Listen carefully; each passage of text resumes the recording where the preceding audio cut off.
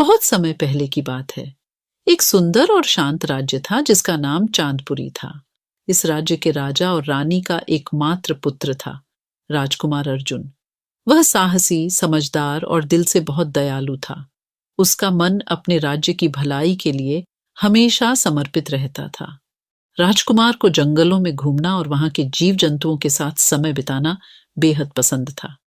एक दिन जब वह जंगल में शिकार के लिए निकला, उसे एक अजीब सी आवाज सुनाई दी। वह आवाज बहुत ही मर्मस्पर्शी और दुख भरी थी। अर्जुन ने उस आवाज का पीछा किया और वह एक घने जंगल के बीच में पहुंच गया, जहां एक छोटा सा तालाब था। तालाब के किनारे एक छोटी सी परी बैठी हुई थी, जिसकी आंखों से आंसू बह रहे थे। परी का नाम रिया था और उसकी उदासी उसके चेहरे पर स्पष्ट झलक रही थी। राजकुमार अर्जुन ने नजदीक जाकर पूछा, हे सुंदरी, तुम इतनी उदास क्यों हो? क्या मैं तुम्हारी कोई सहायता कर सकता हूं? परी रिया ने अपनी दुख भरी आंखों से राजकुमार को देखा और कहा, मैं इस तालाब की संरक्षक हूं। इस तालाब की जादुई शक्ति से यह जंगल हरा भरा और जीवंत रहता है।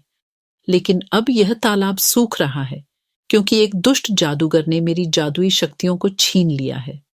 मैं इस तालाब को बचाने में असमर्थ हूं। अगर यह तालाब सूख गया तो इस जंगल का जीवन समाप्त हो जाएगा।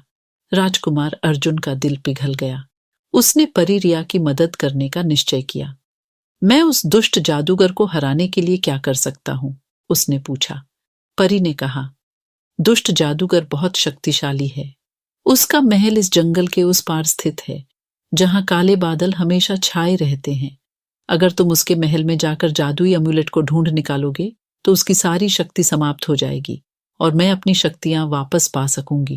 राजकुमार अर्जुन ने साहस से कहा, मैं तुम्हारी मदद जरूर करूंगा। मैं उस जादूगर के महल तक पहुंचने का हर संभव प्रयास करूंगा।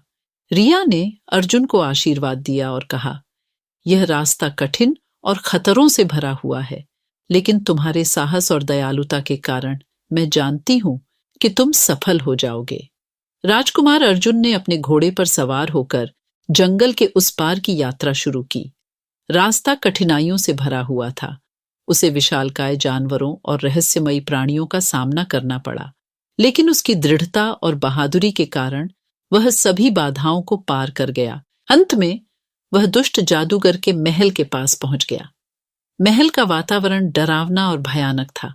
वहां पहुंचते ही अर्जुन ने महसूस किया कि उसकी हरकतों पर नजर रखी जा रही है, लेकिन उसने हिम्मत नहीं हारी।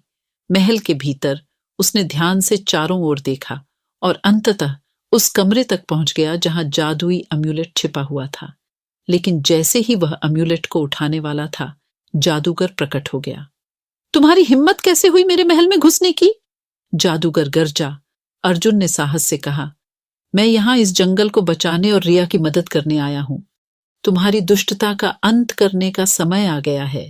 जादूगर ने अर्जुन पर जादू चलाने की कोशिश की, लेकिन अर्जुन की निडरता और दृढ़ता के कारण वह सफल नहीं हो पाया। अर्जुन ने एम्युलेट को उठाया और उसे तोड़ दिया। अम्युलेट टूटते ही जादूगर की सारी शक्तियां समाप्त हो गईं और वह वहीं पर ढह गया। महल में जादू की पकड़ टूट गई और सब कुछ सामान्य हो गया। अर्जुन ने जीत हासिल की थी।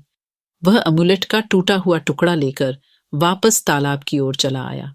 जैसे ही रिया ने वह टुकड़ा देखा, उसकी जादुई शक्तियां लौट आईं। उसने तालाब को पुनर्जीवित कर दिया और पूरा जंगल फिर से हरा भरा हो गया। रिया ने अर्जुन का आभार प्रकट किया और कहा, तुम्हारे साहस और दयालुता ने इस जंगल को जीवन दान दिया है। राजकुमार अर्जुन मुस्कुराते हुए वापस अपने राज्य लौट आया, जहां उसका सम्मान और अधिक बढ़ गया। और इस तरह चांदपुरी राज्य और उसके जंगलों में फिर से खुशहाली लौट आई। परी रिया ने अर्जुन को आशीर्वाद दिया और कहा, जब भी तुम्हें मेरी जरूरत होगी, मैं तुम्हारे साथ हूं। अर्जुन और रिया की दोस्ती ने यह साबित कर दिया कि सच्चा साहस तो हर कठिनाई पर विजय पा सकते हैं।